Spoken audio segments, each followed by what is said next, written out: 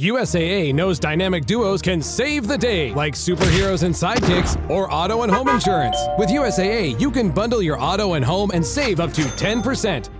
Learn more and get a quote at usaa.com/bundle. Restrictions apply. At Starbucks, we've more than doubled paid parental leave, now up to 18 weeks. Which means Starbucks baristas can spend more time with the best company they know, their families. At Starbucks, benefits like parental leave are just the start. This episode is brought to you by Mott's Applesauce. So you're looking for a snack your kid will love and you can feel great about? Give them a Mott's no sugar added applesauce pouch. Made from real, delicious apples and a good source of vitamin C, too. Perfect for tossing in a lunchbox or grabbing for on the go. Mott's. Real apples make real good applesauce. Learn more about Mott's no sugar added applesauce at Motts.com. Make your next vacation unforgettable on Royal Caribbean's newest ship, Star of the Seas. It's everything you've loved about every family vacation you've ever been on, with mind-blowing thrills at the largest water park at sea, 7 onboard pools for every level of chill, more than 40 ways to dine and drink, and even more to enjoy at our award-winning private island, Perfect Day at Coco Cay. This is the new Star of the Seas. Click or tap the banner to find out more.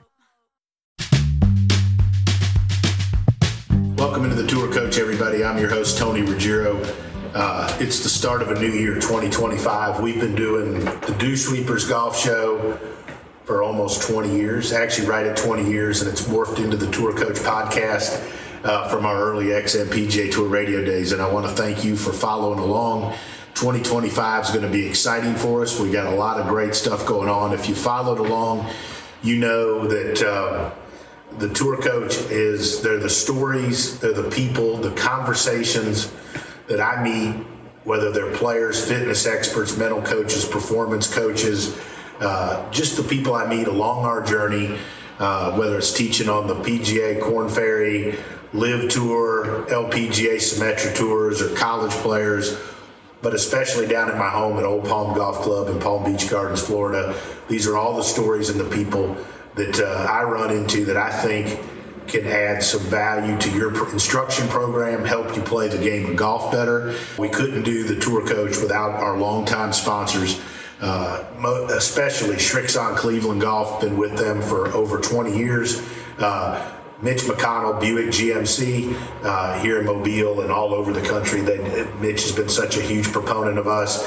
And you've got our local sponsors, Stokely's Midtown Garden Express, Taylor Martino and Rowan, and you can't forget the folks at Vineyard Vines and Bushnell Golf. And Bushnell's been so instrumental as well in pushing and helping us with a lot of our content. We're going to continue to push out what I think is great content, all designed to help you get better at the game of golf. Appreciate all our sponsors. Appreciate you following along. We've got some great stuff coming in 2025. More live lesson look-ins, more content. Hopefully we help you play better golf. Thanks for listening. Thanks for watching. Thanks for being part of this journey. Here we go. So Connor's here we are at Content-A-Palooza. Love it. It's great to be Cuba here. Libre. I love a good rum bar. Right here. You got your margarita. Jared Solomon, Mike Doyle, they're the founders of 5 Iron Golf in New York. I've been a couple times. I went to the one in New York. I've been to the one in Philly, done events in both. Had a blast. You guys are the leaders in, I don't know what the hell we call this, indoor golf, and with the whole experience. What do you think? Yeah. But how the heck did you have the vision? And I want to talk about where indoor golf's going, because I think the TGL stuff has got to be cool. I want to get your opinions on where golf's going, and we're looking forward to doing more with y'all this year. So talk about how you guys started. So I did not grow up playing golf, which I think was good for 5 Iron story. Did not know about maroon and dark greens and everything that golf seemingly loves. Mahogany. Yes, no mahogany. So I grew up playing tennis, but I was in New York City. My wife was clerking for a judge in upstate New York, and I was 2 years in the city. I needed to find something to do. So I was Googling golf lessons, and I met this guy, Mike, over here at the back of a suit shop teaching lessons. I taught golf all over creation in New York. I was a club pro, and instead of going south, to Florida. I went south to Manhattan and taught indoors. Genius. I taught in rooftops, apartment buildings, offices, the back of a spa, the back of a suit shop. And Mike won't brag about this or talk about this, I but like now the back of a spa. But now, yeah. It wasn't that kind of spot. Oh, right? You lost me there. Calm down. It was that kind of spot. Mike, I was the bad man. Yeah. Saying like, okay. You know, as crazy as it sounds, you talk about today where teaching on TrackMan and technology is sort of like par for the course, as they say.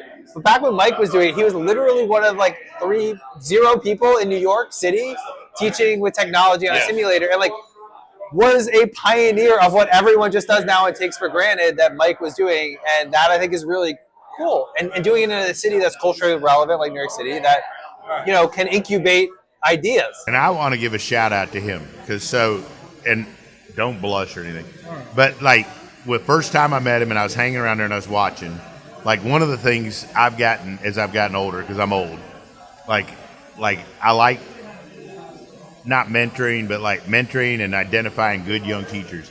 And I knew when I was hanging out watching, I was like, this dude gets it, right? Like this guy is teaching out of the back of a spa and he's figured it out. And I've always been fascinated by people that figure out how to make a living doing it, and regardless of what their surroundings. I was so impressed by that. That's why I'm a fan. I'm a fan of 5-iron golf because of him. One thing I try to do with simulators, look, all the tech, all the numbers, getting the swing right, great.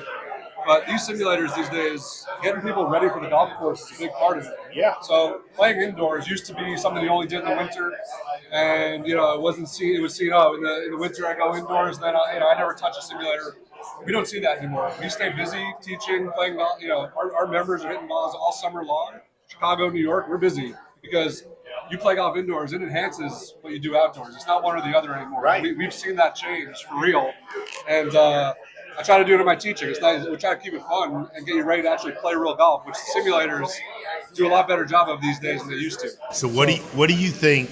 I'm curious. Yeah. I agree with you. I think I'm finding more serious golf students. These are people that are members at like high-end clubs in the South, business executives, and they're crazy about golf, that not only go hit balls on the range, but they have simulators at home. Oh, yeah. And the ones that work in places like Atlanta, bigger city, they're members at places like they go to places to practice indoor. I think indoor practice is here to stay, and I think it's changed. What's your opinion of where is all this going?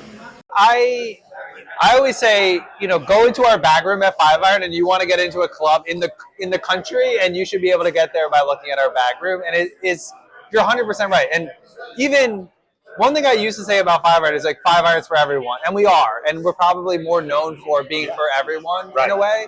But when I say everyone, like Mike gives a $350 an hour golf lesson these days, and we have Pine Valley members and Sleepy members and Wingfoot members, and they all store their clubs and they're there too, right? And I think where it's going is that if you have the means and can do it, you're going to want to hit as many balls as possible. And if you're working a city or working near a facility, you're going to do it. And by the way, it might be better, period, than going to take a lesson outside. I think it takes... Why are there ridges on Reese's peanut butter cups? Probably so they never slip from her hands. Could you imagine? I'd lose it. Luckily, Reese's thought about that. Wonder what else they think about. Probably chocolate and peanut butter. Hey, it's Sydney Sweeney. I'm not here to tell you to buy American Eagle jeans. And I definitely won't say that they're the most comfortable jeans I've ever worn. Or that they make your butt look amazing. Why would I need to do that? But if you said that you want to buy the jeans, I'm not going to stop you. But just so we're clear, this is not me telling you to buy American Eagle jeans. Sydney Sweeney has very jeans. You see what I did there, right? Eczema isn't always obvious, but it's real. And so is the relief from Evglis. After an initial dosing phase, about 4 in 10 people taking Ebglyss achieved itch relief and clear or almost clear skin at 16 weeks. And most of those people maintain skin that's still more clear at 1 year with monthly dosing. Ebglyss, lebrikizumab LBKZ, a 250 milligram per 2 milliliter injection, is a prescription medicine used to treat adults and children 12 years of age and older who weigh at least 88 pounds or 40 kilograms with moderate to severe eczema, also called atopic dermatitis, that is not well controlled with prescription therapies used on the skin or topicals, or who cannot use topical therapies. Ebglyss can be used with or without topical corticosteroids. Don't use if you're allergic to Ebglyss. Allergic reactions can occur that can be severe. Eye problems can occur. Tell your doctor if you have new or worsening eye problems. You should not receive a live vaccine when treated with Ebglyss. Before starting Ebglyss, tell your doctor if you have a parasitic infection. Searching for real relief? Ask your doctor about Ebglyss and visit ebglyss.lilly.com or call 1-800-LILY-RX or 1-800-545-5979. You're the owner of a small business, which means you could use another pair of hands, like the experts at Verizon Small Business Days, August 11th through 17th. Get a free tech check and special deals like a free 5G phone. You know you want one. Call 1-800-483-4428 or visit verizon.com/smallbusiness to book your appointment. Verizon Business. Available for select 5G phones. New line device payment agreement and select data plan required. Credit applied to account over agreement term up to 36 months. Terms apply. Offer ends 8/17/2025. I think you gotta have a good coach to tell you how to practice indoors with all the tech. Yeah. I mean, look, we see this a lot. Members staring at themselves on video over and over, and they're not getting any better. It gives us an opportunity to help them for one, but if you have a good coach telling you how to practice indoors and how to spend that hour you have to practice, I think it's a lot. There's so much more feedback you get that if you're able to interpret it. I would 100% rather practice indoors with all that information than outdoors where you're only seeing the ball fall. See, when I first opened my indoor place in Mobile, we've all talked about that before, and I wish I'd have known you guys when I did that. I really do. But it just, things happen for a reason, right? So I opened this place, and I was able to turn off the ball when I wanted and just film them, and people got better. And actually some golfers that had struggled with me before outside got better because they were less worried about the ball flight. They were way more in tune with what I was telling them to do and filming them, and that we had the force play. And I think there's a value to that. I think teaching indoors, if you could control it, it's great. As a student, right, being on the range outside, even with a pro, shanking a bunch of balls, kind of awkward and uncomfortable for everyone. Indoors, not that awkward. If you see, okay, the swing path is right, the thing that Mike is telling me to do, and I'm shaking balls, but the swing path is right, and eventually it's going to be okay. Where it's outdoors on a range or something like that, it can be really intimidating, and I don't care how strong your ego is. It kind of sucks to be shanking a bunch of balls on the range. And here's another thing, the areas of golf that are growing, like ladies golf and some of those things, women don't like to be out there in front of a bunch of people, right?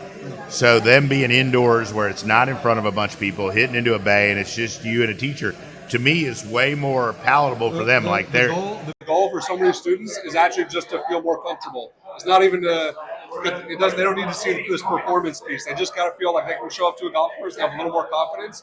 And if you can get them to that place indoors, they're much more willing to go outdoors and give it a shot.